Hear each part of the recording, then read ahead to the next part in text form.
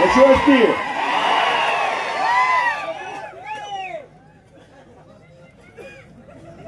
पंढरीच्या पांडुरंगाला आई माडेश्वरीस नतमस्तक होत. छत्रपती शिवाजी महाराज, महात्मा ज्योतिबा फुले, डॉक्टर बाबासाहेब आंबेडकर, अहिल्यादेवी होळकर, अण्णाभाऊ साठे, सर्व महापुरुषांना अभिवादन करतो. आणि आजच्या 245 माडा विधानसभा निवडणुकीच्या प्रचारासाठी उपस्थित असलेले महाराष्ट्राचे उद्याचे लाडके मुख्यमंत्री जयंत पाटील साहेब, या राज्याचे नेते, आपल्या सर्वांचे लाडके मोठे दादा, ज्यांनी दमदार असं तुफान भाषण केलं आणि आता बोलायला कोणालाच काही शिल्लक ठेवलं नाही, हे माजी मंत्री आमचे मार्गदर्शक लक्ष्मणजी ढोबळे सर, शिवसेनेचे नेते साईनाथ भाऊ अभंगराव, जिल्ह्याचे युवा नेते शिवतेज बाबा मोहिते पाटील साहेब, ज्येष्ठ नेते विलास बाप्पा देशमुख, ज्यांनी आज आपल्याला साथ देण्याचा पाठिंबा दिला, ते दीपक आबा देशमुख, विजयसिंह पाटील साहेब, या तालुक्याचे नेते संजय पाटील घाटणेकर साहेब, संदीप पाटील सर, आनंदप्पा कानाडे, पोपट तात्या अनपट, भारत नाना पाटील, रावसाहेब नाना देशमुख, ज्योतिताई कुलकर्णी, सूरज भैया देशमुख, रामकाका मस्के, बाळासाहेब तात्या ढवळे, सुवर्णाताई शिवपूजे, प्रमोदताई लांडगे, आकाश भैया पाटील, संजय काका पाटील, सूरज विजयजी भगत सर, दीपकजी खोचरे, प्रशांतजी शिंदे मेंबर, सुधीरजी आबा भोसले, आम आदमी पार्टीचे नेते मस्के साहेब, रफिकजी शेख, ऋतुजाताई सुर्वे, वनिताताई कुलकर्णी, रणजीतजी बागल, ऍडव्होकेट रत्नप्रभा जगदाळेताई, सागरजी पडगळ, अरुणजी आसबे, मोहिनीताई कोल्हे, भक्तीताई पाटेकर, आपल्या महाराष्ट्राचे निरीक्षक शेखरजी माने साहेब, तालुका अध्यक्ष बाळासाहेबजी पाटील साहेब, नागेशजी फाटे साहेब, रवींद्र पाटील साहेब, या महाराष्ट्राच्या विधानसभेचं महाविकास आघाडीचं राष्ट्रवादी काँग्रेस शरदचंद्र पवार पार्टीचं उमेदवारी देऊन देशाचे नेते शरदचंद्र पवार साहेब, जयंत पाटील साहेब, मोठे दादा खासदार धैर्यशील भैया मोहिते पाटील आणि सर्व इच्छुक उमेदवारांनी एका सामान्य पोराला संधी मिळाली म्हणून आज आपल्या पुढे मत मागायसाठी उभा राहिलोय. साहेब, माझ्या घरात ग्रामपंचायत मेंबर पण कधी नव्हता, माझ्या गावात कारखान्याला संचालक सुद्धा नव्हता, लोकांनी मला चेअरमन केलं आणि आपण सगळेजण आता आमदार कराल. पवार साहेब म्हणजे ऊर्जा, स्फूर्ती आणि जयंत पाटील साहेब म्हणजे संयम.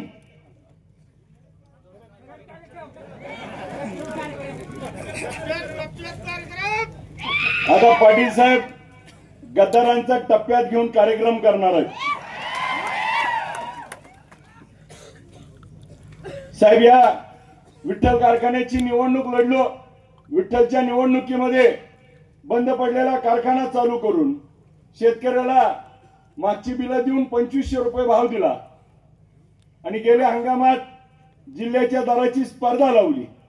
2500 रुपयाने सुरू झालेली स्पर्धा 2825 ते 3000 वरती नेली आणि एका टनाला 300 ते 400 रुपये त्या ठिकाणी यांना जादा द्यावं लागले.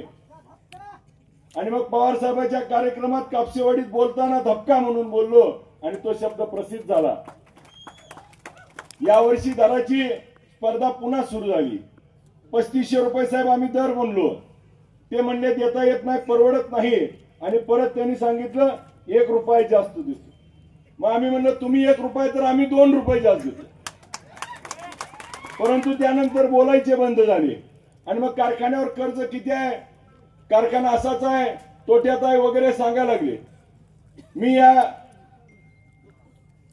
निमित्तानं प्रचारात त्यांना वेळोवेळी सांगितलं निवडणूक कशाची आहे, बोलती ती कशावर, ऊस नेणं, ऊसाला भाव देणं आणि काटा न हाणता ऊस नेणं ही कारखान्याच्या चेअरमनचं काम आहे. ते चोख पद्धतीने आम्ही करू. आपल्याला विनंती आहे की माढा मतदारसंघामध्ये नेमका विकास एकदा आम्हाला दाखवा. एका बाजूला साहेब माढा मतदारसंघामध्ये 6 वेळा आपण त्यांना संधी दिली. माढा मतदारसंघामध्ये साहेब आज एकही इंजिनिअरिंग कॉलेज माढ्यामध्ये नाही, मेडिकल नाही, ऍग्रिकल्चर कॉलेज नाही, शिक्षणाची कुठलीही सोय माढा मतदारसंघ माढा तालुक्यामध्ये नाही. साहेब साधं सोनोग्राफी माढ्यात होत नाही. सिटी स्कॅन, MRI, डायलिसिस, एकालाही त्या ठिकाणी अटॅक आला एखाद्याला तर त्या ठिकाणी एंजिओग्राफी एंजिओप्लास्टी होत नाही. इतका मागास. आणि मग 30 वर्षाचा विकास काय झाला साहेब. मतदारसंघामध्ये माढा शहरामध्ये माढा तालुक्यामध्ये महाराष्ट्रातलं सगळ्यात मोठं उजनी धरण आहे 123 TMCचं. आणि या माढा शहराला गेल्या 1 वर्षात 10 दिवसातनं एकदा पाणी येतंय प्यायला. आणि मग हाच का विकास. माढा मतदारसंघामध्ये कोणत्याही गावात गेला तर एकाही गावाला साहेब रस्ता नाही. रस्त्याची दयनीय अवस्था आहे. पांढरम रस्ता नाही, शिवाचा रस्ता नाही, मेन गावाला जोडणारे रस्ते नाहीत, पाणी नाही, रस्ता नाही, शिक्षण नाही, आरोग्य नाही, रोजगाराची कुठलीही संधी उपलब्ध नाही. आणि आज मतदान मागत असताना 30 वर्ष विकास केला म्हणून सांगतात. फक्त ऊस आणि पाणी याच्या जीवावरती आहे. ऊस नेतो, ऊस तू इकडे बोलला तिकडे बोलला म्हणून ऊस अडवणार, पाणी बंद करीन, अशा पद्धतीच्या दबावाच्या आणि दहशतीच्या राजकारणामध्ये त्या ठिकाणी गणेश काकांसारखा एक माणूस बळी जातो. आणि म्हणून तालुक्यामध्ये वर कोणी डोकं काढत नाही. आणि ह्याच्याच नावाखाली 30-30 वर्ष त्या ठिकाणी सत्ता भोगता येते. आणि याचा आता हिशोब करण्याची ही वेळ आली आहे. उद्याच्या 20 तारखेला हा हिशोब आपल्याला घ्यायचा आहे. साहेब या मतदारसंघामध्ये आम्ही काही गोष्टीवरती बोललो. आम्ही काही गोष्टीवरती त्यांना देखील सांगितलं की मत मागत असताना गेल्या 30 वर्षाचा आपण हिशोब द्या आणि पुढच्या 5 वर्षामध्ये काय करणार याचं तुम्ही स्पष्टपणे सांगा. साहेब मी देखील आज या उपळाई गावामध्ये आपण सभा आयोजित केली. दीपक आबा या सभेला आज आहेत. या गावाचं वैशिष्ट्य आहे साहेब, या गावाला अधिकाऱ्याचं गाव म्हणून ओळखलं जातं. या गावात 300 पेक्षा जास्त अधिकारी आहेत. IAS असतील, IPS असतील, पोलीस, PSI, DYSP, प्रांत कलेक्टर, तहसीलदार सगळे अधिकारी या उपळाईमध्ये आहेत. माढा तालुक्यामध्ये विठ्ठलवाडी असेल, सिनादारपड असेल, असे कितीतरी गाव आहेत ज्या गावामध्ये अधिकाऱ्यांची गाव म्हणून ओळखली जातात. आपल्याला माढा पॅटर्न म्हणून पुढच्या काळामध्ये MPSC UPSCचं सेंटर या भागात चालू करून इथंच अभ्यासिका ग्राउंड आणि ह्या बाध्यतेनं इथल्या मुलांना त्या शिक्षणाची दारं आपल्याला खुली करायची. आम्ही रोंगे सरांना बोललो. रोंगे सर पण या 8-15 दिवसात या भागामध्ये जमीन खरेदी करून इथं इंजिनिअरिंग कॉलेज सुरू करतो असा शब्द त्यांनी दिलाय. या भागात शिक्षणाची दारं खुली करायची, आरोग्यासाठी लागणारे सगळे इन्फ्रास्ट्रक्चर डेव्हलप करायचे. इथंच MIDC साठी 850 एकर जागा आहे, त्याच्यावरती MIDC करायची. मोडलीमची MIDC आपल्याला डेव्हलप करायची आहे दादासाहेब. त्या ठिकाणी मेंढापूरची MIDC करण्यासाठी आपल्याला विशेष प्रयत्न करून सरकार उद्याचं आपलं महाविकास आघाडीचं आल्यावर पहिलं काम आपल्याला उद्योग व्यवसायाला चालना देऊन रोजगार निर्मिती करायची. उजनी धरणावरती पर्यटन स्थळ डेव्हलप करायचंय. टेंभुर्णी येथे आपल्याला केळी संशोधन केंद्र, निर्यातीसाठी ड्रायपोर्ट, मोडलीम असेल, टेंभुर्णी असेल, करकम असेल, त्याला नगर परिषदेचा रूपांतरित करून त्यांना 200 कोटी निधी देऊन ती गावं समृद्ध करायची. माढा शहरामध्ये आजची साहेब परिस्थिती अशी आहे, बस स्टँड मध्ये चिलार झाडं उगवली. माढ्यामध्ये उद्योग व्यवसायाला चालना देण्यासाठी, माढा शहर प्रामुख्याने आणण्यासाठी संत मुक्ताई महामार्ग 4 लेनचा 4 लेनचा हा समोरनं जाणारा करावा लागेल. तर माढा शहर आपल्याला मुख्य प्रवाहात येईल. आणि ते माढा शहर मुख्य प्रवाहात आणत असताना माढ्याच्या सर्वांगीण विकासासाठी तिथं शॉपिंग कॉम्प्लेक्स असेल, क्रीडांगण असेल, तिथं ज्या ज्या हव्या त्या गोष्टी सगळ्या त्या ठिकाणी करायच्या. एखाद्याचं नवीन पोराचं लगीन झालं आणि त्याला बायकोला फिरवायचं म्हणलं तर माढ्यात बाग आहे गो. आपल्याला त्या सगळ्या सुख सुविधा ह्या आपल्या माढ्यामध्ये द्यायच्यात. यासाठी उद्याच्या परिवर्तनाची लढाई लढतोय. काही जण माझ्यावरती टीका करतात की ते सांगतात की सीनामाडा उपसा सिंचन योजना हे आले की बंद पडेल. पण साहेब, त्यांच्या मनातच मी आता जिंकलोय, कारण त्यांनी ठरलंही आता निवडून येतोय. त्याच्याशिवाय तात्या म्हणतील कधी. परंतु आपल्याला मी सगळ्यांच्या साक्षीनं पंढरीच्या पांडुरंगाची शपथ घेऊन सांगतो, माढा उपसा सिंचन योजनेला त्या ठिकाणी याच्यापेक्षा चांगल्या पद्धतीने चालवून दाखवतो. ही योजना कोणत्या आमदाराची नाही, कोणत्या कारखान्याची नाही, ही महाराष्ट्र सरकारची योजना आहे. जर त्यांनी सांगतात आम्ही 6 माणसं कामाला लावली, आम्ही 12 माणसं कामाला लावू आणि ती योजना चांगल्या पद्धतीने चालवू. आज देखील शेवटच्या टोकापर्यंत पालवणला असेल, सापडणं असेल, आज तुळशीला असेल, बावीला असेल, जाधववाडी असेल, पायरवाडी असेल, आज किती तर गावाला अजून ठेर टू ठेर पाणी पोहोचलं नाही. आपल्याला हे पाणी शेवटच्या माणसापर्यंत पोहोचवायचंय. या सगळ्या गावाला पाणी अजून देऊन त्या ठिकाणी भीमा आणि सीना नदीवरती 10 मीटर उंचीचे हायड्रोलिक पद्धतीचे गोदावरी नदीवरती जसे बंधारे बांधले तसे 10 बंधारे उजनी धरणापासून सोलापूर पर्यंत केले 10 मीटर उंचीचे. तर भीमा नदीमध्ये 20 ते 22 टीएमसी पाणी अधिकीचं साठा होऊ शकतं आणि जे पावसाळ्यात वाहून जात आहे. आणि सीना नदीवर तसेच 10 मीटरचे बंधारे केले तर 4 ते 5 टीएमसी पाणी अधिकीचं होऊ शकतं. आणि मग 25 ते 27 टीएमसी पाणी साठवण वाढू शकते आणि त्यातून आपला जो पाण्याचा प्रश्न येतो 123 टीएमसीचं धरण प्रत्येक वर्षी मायनस मध्ये जातंय. आता आपल्याला त्याला पाण्याची उपलब्धता वाढवावी लागणार आहे. आणि मग ते गोष्टी झाल्यानंतर सीना नदीवरनं खैराव सिंचन उपसा सिंचन योजना चालू झाली तर मानेगावचा पाण्याचा प्रश्न देखील त्या ठिकाणी मार्गी लागतोय.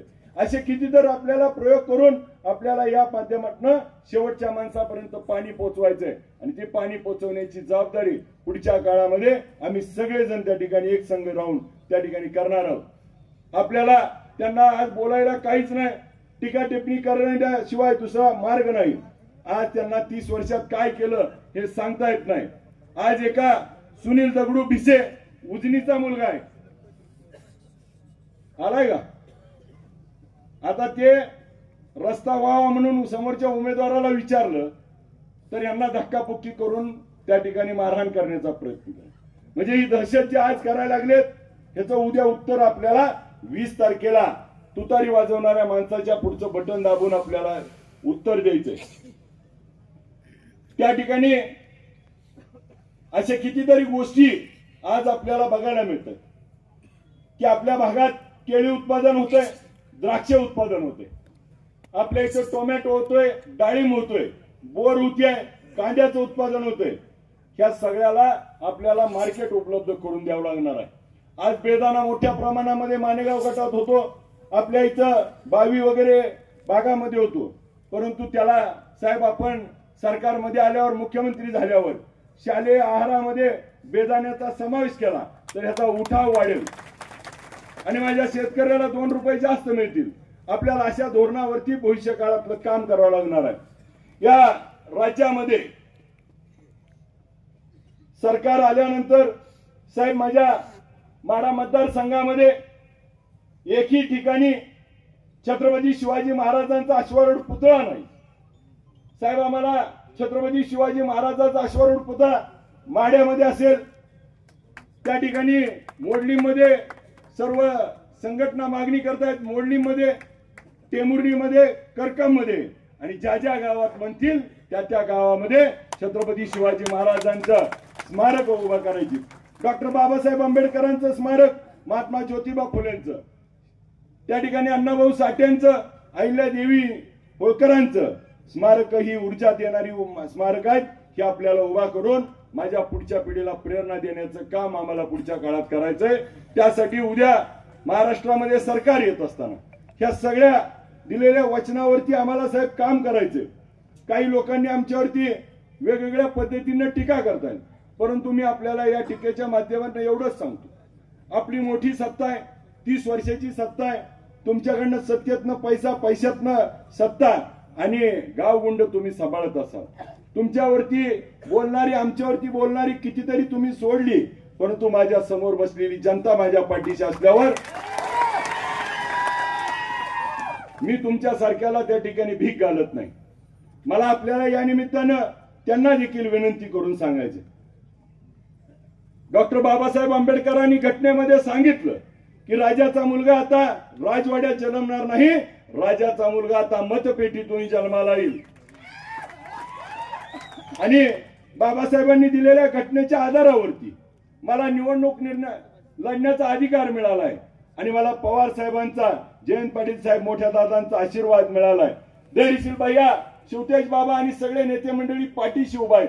त्यामुळे उद्याची निवडणूक आम्ही एकतर्फी निवडणूक जिंकण्याच्या मार्गावरती आहे आणि मग ती निवडणूक एकतर्फी जिंकत असताना त्यांना आता खालीवर व्हायला लागले।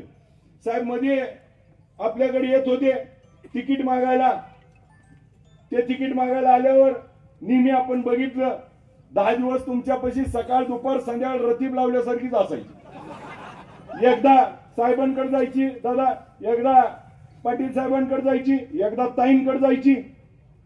ही गेले की मी 10 मिनिटांना अर्ध्या तासानं साहेबांना भेटायचो। साहेबांना, साहेब मला विचारायचे का आलाय, मी म्हणायचो ती आली ती म्हणून आलोय। साहेबांनी त्यांना अशा पद्धतीनं ही केलं की त्यांची त्यांनाच कळलं नाही काय झालं।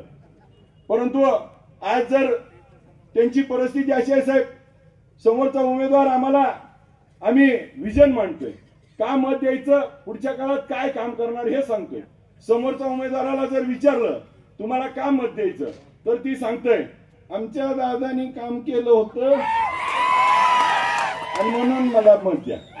माझ्यापेक्षा वर्क बोलतोय ना, माझा आवाज जरा हे असल्यामुळे, म्हणजे आज त्यांच्याकडे बोलायला काय आहे का, दहशत दबावाचं राजकारण करते। साहेब एक नवीन प्रकार चालू झालाय, आता रेट चार्ट काढलाय। ग्रामपंचायत सदस्याला 50,000 रुपये, सोसायटीच्या सदस्याला संचालकाला 50,000, उपसरपंचाला 1 लाख रुपये, सरपंचाला 2 लाख रुपये, पंचायत समितीचा माजी सदस्य असेल तर 5 लाख, चालू असेल म्हणजे होऊन गेल्याला तर त्याला 7 लाख, जिल्हा परिषदवाल्याला अजून आगाव, मोठ्या नेता आलं तर अजून आगाव। त्यामुळं काट्याचा एवढा घोळा आहे की बोलायचं कामच नाही। काय काय लोक मला येऊन सांगतील की माझ्याकडे असं पाकिट आलंय आणि ती पाकिट घेणार तर माझ्या दारात ठेवून गेले। म्हणलं काय करणार, आता जाऊन म्हणला देवाच्या दारात टाकून येतो, ह्याला नेऊन माघारी देण्यापेक्षा। म्हणजे आज परिस्थिती साहेब आमच्या भागात अशी झाली की ती 50 खोके ओके म्हणल्यासारखं होतं, आता ह्यांना 100 बिंबर मिळली ती का काय वाटायला लागले, एवढे पैसे वाटायला लागली ती। आणि निवडणूक राहिली एका बाजूला, विकासाचा मुद्दा त्यांच्याकडे बोलायला नाही। आणि ज्याप्रमाणे महाभारतामध्ये धृतराष्ट्राच्या डोळ्याला पट्टी बांधली होती आणि त्याला जसं दिसत नव्हतं, तसंच आता यांना देखील त्या ठिकाणी दिसत नाही आणि आज त्यांच्याकडे बोलायला कोणतीच गोष्ट शिल्लक नाही। यांनी मराठा आरक्षणाच्या बाबतीत साहेब मनोजदादा जरांगे पाटील साहेब उपोषणाला बसल्यावरती त्यांच्यावरती टीका केली की त्या ठिकाणी ठेका घेतलाय का म्हणून, आणि समाजाची त्या ठिकाणी अवहेलना केली मनोज दादाची आणि सगळ्या समाजाची. कारण नसताना त्यांनी रोष ओढून घेतला. त्यांच्या मुलानं पंढरपूरच्या सभेला 50,000 रुपये दिले आणि त्या ठिकाणी 50,000 रुपये देऊन समाजाला त्या ठिकाणी पैशात मोजण्याचं काम केलं. हे समाजाला आवडलं नाही. समाजातल्या लोकांनी 1-1, 2-2 रुपये करून त्याला परत केले. माझं पत्रकार बांधवांना 1 नाही 10 वेळा सांगून झालं, त्याला एकदा प्रश्न विचारा, फोन पे वरती किती रुपये तुम्हाला आले, त्या पैशाचं काय केलं, ते पैसे वापरायचा अधिकार तुम्हाला आहे का, आणि ते पैसे तुम्ही परत केल्याशिवाय मत कसं मागू शकता. फोन पेचं स्टेटमेंट जाहीर करायला हरकत काय. 1 रुपया सुद्धा असेल तर तो आपण ठेवून घेण्याचा आपल्याला अधिकार नाही. छत्रपती शिवाजी महाराजांच्या काळातला एक प्रसंग आहे. छत्रपती शिवाजी महाराजांना स्वराज्यामध्ये नड पडली म्हणून एका सावकाराकडे गेले. सावकाराकडे गेल्यानंतर काही कर्ज मागितलं. कर्ज मागितल्यावर सावकार म्हणला माझ्याकडे काहीतरी घाण ठेवावं लागेल. त्याच महाराजांनी एक गवताची काडी केली आणि सावकाराला दिली आणि मग कर्ज घेतलं. काही दिवसाने कर्ज फेडलं आणि कर्ज फेडल्यावर गवताची काडी घेतल्यावर तो सावकार म्हणला गवताच्या काडीसाठी तुम्ही का आला. त्यावेळेस गवताची काडी साठी का आला. त्यावेळेस महाराज कडाडले आणि महाराज म्हणाले माझ्या स्वराज्यातली गवताची काडी देखील घाण राहता कामा नये. हे विचार महाराष्ट्राला छत्रपती शिवाजी महाराजांनी दिले आणि त्या समाजाला आज फसवण्याची भूमिका घेतली. एका बाजूला मराठा आरक्षणाला त्या ठिकाणी कोणताही मार्ग काढला नाही, दुसऱ्या बाजूला धनगर समाजाच्या आरक्षणाचा विषय नाही, लिंगायत समाजाचा आरक्षणाचा विषय नाही, महादेव कोळी समाजाला आरक्षणाचा विषय नाही, त्या ठिकाणी मुस्लिम समाजाच्या आरक्षणाचा विषय नाही. झुंजवत ठेवून केंद्रात आणि राज्यात तुमचं सरकार होतं, तुम्ही का आरक्षणाचा प्रश्न मार्गी लावला नाही. आज आरक्षणाच्या मुद्द्यावरती तुम्ही तोंड उघडायला तयार नाही आणि एका बाजूला या ठिकाणी वेगळ्या पद्धतीनं राजकारण केलं जातं. आज तुम्हाला अपक्ष उभारताना का उभं राहावं लागलं साहेब. त्यांनी अपक्ष उभा राहायचं आणि तिरंगी लावायची अशा पद्धतीचा प्रयत्न केला. परंतु आता मतदार राजाला सगळं माहिती आहे कोण निवडून येणार आहे, कुणाला मत टाकायचंय. ह्या निवडणुकीत अभिजित पाटील आता महत्वाचा नाही, ह्या निवडणुकीत शरदचंद्र पवार साहेबाला आपलं मत आहे.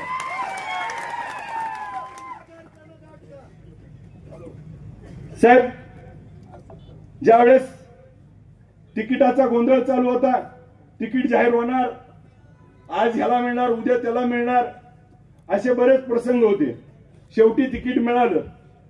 त्याला एक प्रसंग लागून मी आपल्याला सांगतो. छत्रपती शिवाजी महाराजांचा काळ ज्यावेळी महाराज गोलकोंड्याला मोहिमेवरती गेले, भेटायला गेले गोलकोंड्याच्या राजाला, त्यावेळेस सर गोलकोंड्याच्या राजानं त्या ठिकाणी त्यांच्या दरबारात दाखवलं की माझ्याकडे हा हत्ती आहे, माझ्याकडे हा सिंह आहे, माझ्याकडे हे ते आहे, काय काय त्याचं ऐश्वर्य दाखवत होता. आणि मग महाराजांना विचारलं तुमच्याकडे काय. महाराजांनी सांगितलं माझ्याकडे हत्तीसारखी माणसं आहेत, हत्तीसारखी माणसं आहेत. मग तेवढ्यात येसाची कंक उडी मारून हत्तीच्या समोर उभा राहिला आणि म्हणला ह्या हत्ती बरोबर पिसाळलेल्या लढतो. आणि मग येसाची कंक आणि त्या हत्तीची झुंज लागली. तेवढ्यात येसाची कंकावरती तो हत्ती तुटून पडला आणि आता येसाची कंक संपणार. तेवढ्यात येसाची कंकानं तलवार काढली आणि सपकिन सोंड मारली आणि उडी मारून त्या हत्तीच्या मुंडक्यावर जाऊन बसला आणि त्या ठिकाणी राजांना मुजरा केला. त्यावेळेस राजांना मुजरा केला. तसं आज शरदचंद्र पवार साहेब त्या छत्रपती शिवाजी महाराजांचे विचाराचे वारसदार आहेत. छत्रपती शिवाजी महाराजांच्या विचाराच्या वारस असणाऱ्या पवार साहेबांनी मला सांगितलं जा तू माड्याला आणि ह्यांची सोंड काढून ये. आणि माझ्या पाठीवरती हात टाकून थाप टाकून मला ही उमेदवारी दिली. साहेब उद्याच्या काळामध्ये या महाराष्ट्राचं परिवर्तन त्या ठिकाणी पवार साहेबांच्या नेतृत्वाखाली होतंय. महाविकास आघाडी उद्धवजी बाळासाहेब ठाकरे असतील, त्या ठिकाणी काँग्रेस असेल, आम आदमी पार्टी, संभाजी ब्रिगेड, आरपीआयचा गवई गट, महाविकास आघाडीचे सर्व पक्ष घटक पक्ष, उद्या महाराष्ट्रातलं सरकार हे महाविकास आघाडीचं पवार साहेबांच्या नेतृत्वाखाली येणार आहे आणि उद्याचे मुख्यमंत्री आपण असणार आहे. आपल्या मुख्यमंत्री काळामध्ये या राज्यामध्ये ज्यांनी एक मोठं काम या जिल्ह्यामध्ये उभा केलं, त्या मोठ्या दादांच्या आणि खासदार साहेबांच्या आशीर्वादानं आम्ही पुढच्या काळामध्ये काम करू. या माढा मतदारसंघाचा खासदार आपण बदलला ना, आता आमदार नवा, खासदार नवा, आमदार करूया। उद्याच्या 20 तारखेला मतदान रूपी आशीर्वाद आपण त्या ठिकाणी तुतारी वाजवणाऱ्या माणसाच्या पुढचं बटन दाबून त्या ठिकाणी द्यावा। आणि आपल्याला एक अभिजित पाटील यांना झेप नव्हता, 3 उभा केलेत अजून। त्यामुळं नावाकडे बघू नका, त्या नावाकडे लिहिलंय शरदचंद्र पवार साहेब, तुतारी वाजवणारा माणूस, 2 नंबरच्या समोरचं बटन दाबून 20 तारखेला मतदान रूपी आशीर्वाद द्या। 23 तारखेला आपणच गुलाल उधळूया। जय हिंद, जय महाराष्ट्र। धन्यवाद।